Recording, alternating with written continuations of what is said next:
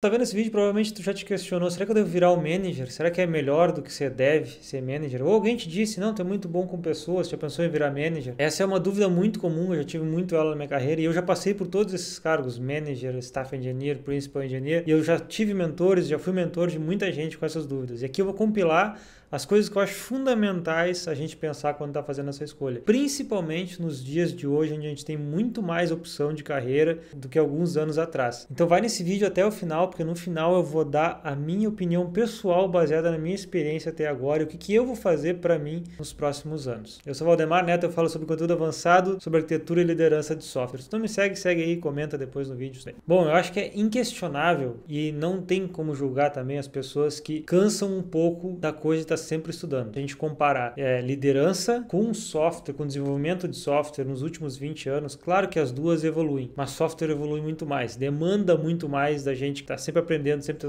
se atualizando com um novo hype, enquanto técnicas de liderança são meio que as mesmas adaptadas para novos tempos. Então, a primeira coisa que vem nas pessoas é: putz, será que se eu virar um manager, a minha vida vai ser mais calma? Será que eu posso viver essa vida pro resto da minha vida sem ter que estar sempre me atualizando? A gente vai saber aqui se isso é uma boa escolha ou não. E quais são os prós de se tornar um manager? Para a gente começar a pensar sobre isso. Primeiro, o impacto na carreira das pessoas. Segundo, é ter acesso a coisas mais estratégicas da empresa. Como sendo manager, automaticamente tu vai ser incluído em coisas mais a nível de negócio. Vai ter também mais desenvolvimento de soft skills, que são importantes, né? Lidar com conflito, mentorar pessoas, gerenciar a carreira de pessoas. Isso vai ser uma coisa necessária para o cargo e tu vai evoluir essas coisas por causa da demanda. Outro pró também é tu ter acesso a crescer para cargos executivos no futuro. Para chegar ao nível de CTO, por exemplo, tu vai ter que passar por cargos de liderança mais baixos também. Também habilidades mais atemporais, como eu falei. Os princípios de liderança ainda são os mesmos, claro que ajustados para os tempos de hoje. Primeira coisa que a gente tem que entender são os tipos de manager. Tem o frontline manager, o middle manager e o executivo, lá nível. Se a gente separar nesses três, o frontline é o gerente de entrada mesmo. Por que a gente chama de frontline? Porque ele é o que fica na linha de frente. Pensem, sei lá, né? Até na guerra mesmo, quem vai na linha de frente. E é uma analogia que é meio estranha, mas é ok de se fazer com a guerra, porque realmente quem vai tomar primeiro é o gerente da linha de frente ali. Por quê? Ele é aquela pessoa que era um dev, provavelmente, foi promovido, foi dada uma oportunidade para ele virar team lead, né, ou o gerente, ou o que for, né, algum cargo de entrada ali. Essa pessoa é a que mais leva normalmente, porque o time depende dela e ela, ao mesmo tempo, não tem autonomia para fazer grandes coisas. Ela provavelmente tem um gerente acima dela, ou outro gerente acima dela, do gerente dela. Então, essa pessoa não tem muita autonomia e o time depende muito dela. É ela que gerencia a carreira, é ela que lidera o time diretamente. Então, esse cargo, ele é um cargo bom para começar, mas é um cargo muito difícil para ficar por muito tempo. A gente vai falar mais sobre isso. Depois a gente tem middle manager, que é o gerente do meio mesmo, que ele normalmente é o gerente que gerencia outros gerentes, mas acima dele tem alguém, provavelmente a nível executivo ou outros níveis. Às vezes tem vários cargos de middle manager, é bem comum também, né? São mais afastados dos times e ele gerencia outros gerentes. E depois a gente tem nível executivo, né? O CTO da empresa, por exemplo. Então, separando esses três, provavelmente pensando em fazer essa transição, tu vai entrar com o primeiro cargo, o cargo da linha de frente. E isso é muito importante saber. Isso é fundamental saber por onde você vai começar, porque implica bastante. Tá, e quais são os contras de se tornar um manager? A gente já sabe os tipos de manager, quais são os contras de se tornar qualquer manager no geral. Primeiro, menos tempo técnico. Não é esperado que tu vá codar. Então, tu vai parar de escrever código. Tu pode te envolver tecnicamente, se tu é o nível de entrada, o frontline manager que eu falei, tu vai te envolver bastante, talvez fazer uns pull requests ali, fazer uns códigos que não são tanta prioridade, mas tua prioridade vai ser gerenciar o time. Essa transição é muito dolorida para muita gente não consegue fazer e acaba sendo um manager ruim porque se apega ao técnico. Então, se desapegar do técnico é necessário e não é nada fácil de fazer. Muita responsabilidade administrativa, ou seja, processo do time, processo da empresa que tem que aplicar, é tua responsabilidade e tu tem que fazer isso. Então, para quem está transicionando, é muito difícil fazer essa transição. Desapegar do técnico, começar a fazer coisas que são meio chatas, né? A gente fala de ficar preenchendo formulário e fazendo página, esse é o trabalho. Outra coisa, pressão e responsabilidade. A pressão, eu sei que a gente como dev tem muita pressão no geral, tem um call, tem um monte de coisa, mas a pressão quando tu é gerente, ela é muito maior, porque tudo envolve pessoas. Tu não tem muita previsibilidade como é que vai ser teu dia. Tu planeja teu dia, tu chega para trabalhar, uma pessoa está sendo demitida, ou uma pessoa está se demitindo, ou uma pessoa ficou doente, ou teve um problema com a pessoa do teu time, ou tu vai numa one-on-one com alguém que tu acha que tá tudo bem, a pessoa te despeja um monte de coisa. Todo dia é uma aventura nova e tu não tem como saber como vai ser. E tu tem muitas coisas que estão fora do teu controle. Do nada, é uma empresa grande mesmo. Eu trabalhei na Atlassian, às vezes tinha coisa que vinha lá de nível, sei lá, 7 níveis acima de mim, que eu não tinha controle nenhum, que era, a gente vai fazer uma reorg aqui, e esses 100 times aqui vão ser impactados, e o teu é um deles, e tu tem que comunicar. Não tem o que eu fazer. E não tem muito o que fazer. Do nada vinha e eu tinha que fazer. Então, o lugar que tu tá impacta muito o tipo de gestão que tu vai fazer. Então, tu tem que estar muito alinhado com a cultura da empresa que tu tá. E outra coisa também é a falta de tato técnico com as coisas, de estar vendo e usando um merge que tu faz com a cultura da empresa. Quanto mais tu vai evoluindo como manager, mais tu vai te tornando parte da empresa. Tu reflete a empresa. É um pouco diferente de código, porque código tu consegue adotar várias coisas de boas práticas. Claro que tu vai ter débito técnico lá na tua empresa, mas mesmo assim tu consegue seguir trends do mercado às vezes e estar atualizado com o mercado. Como manager, se tu entrar muito numa cultura que é disfuncional da empresa, tu te torna um manager disfuncional e depois não tem para onde ir. Isso é uma coisa muito perigosa também. Agora, específico desse manager que eu falei, da linha de frente, né, o frontline manager. Primeiro, falta de autonomia, que eu já falei. A segunda é essa transição do papel técnico para gerencial, que é difícil de desapegar. A pessoa leva um tempo até largar a parte técnica, largar o ego técnico e focar nas coisas que importam. Se ela não tem um bom suporte, isso é muito difícil. E outra coisa, agenda cheia. Tu vai sair de uma agenda que tu tinha algumas reuniões e tu já não gostava para uma agenda que vai ser cheia de reunião, porque o teu trabalho é coordenar e alinhar coisa com as pessoas. É natural ter reunião. Sem reunião, tu não tem muito o que fazer, infelizmente, é engraçado.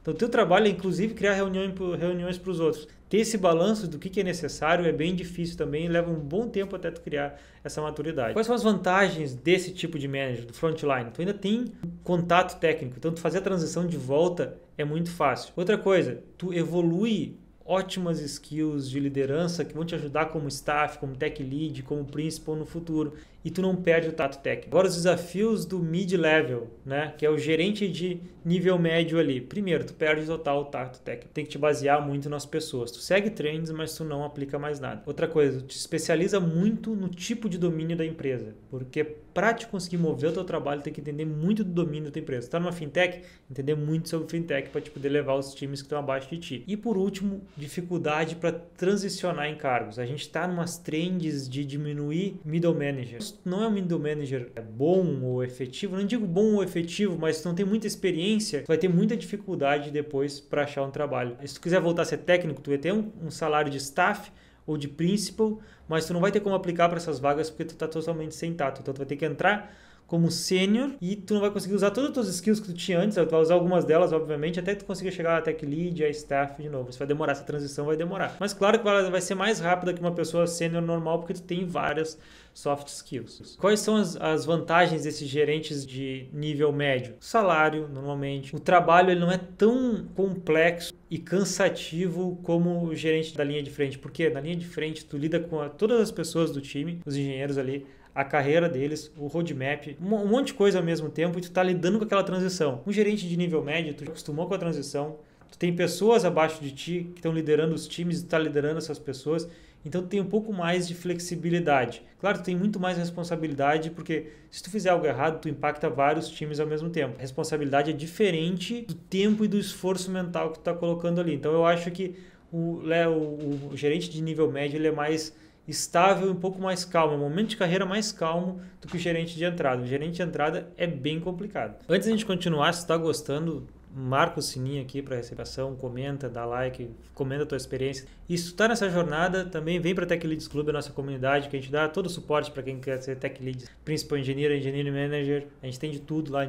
Mas voltando, a gente já viu os prós e contras de praticamente tudo. Quais são as tendências de mercado? Olha aqui, a gente consegue tirar base por esses posts que cargos de liderança técnica que não tem pessoas reportando, por exemplo, staff, principal, estão crescendo cada vez mais, porque as empresas de tech cresceram muito nos últimos anos e tem uma demanda de pessoas com habilidades técnicas e skills que não são gerentes de gerenciar pessoas. Inclusive, muitas empresas estão diminuindo esses cargos de gerentes de nível médio, ali de mid-level management, e focando mais em engenharia mesmo. Então, mais cargos de staff e príncipe. Então, se tu gosta de liderar pessoas, mentorar, e tu ainda até quer ter uma agenda flexível, tu quer continuar sendo técnico, esses cargos são uma ótima opção. Então agora, para a gente finalizar, eu vou falar da minha experiência e vou falar também das coisas para se analisar. 3 coisas que eu vou falar aqui: tendências de mercado, impacto emocional e compensação financeira, antes de falar da minha experiência. Tendências de mercado. É claro que cargos como staff e principal estão crescendo muito, principalmente para as empresas que cresceram bastante, precisam compensar pessoas que são boas tecnicamente, mas também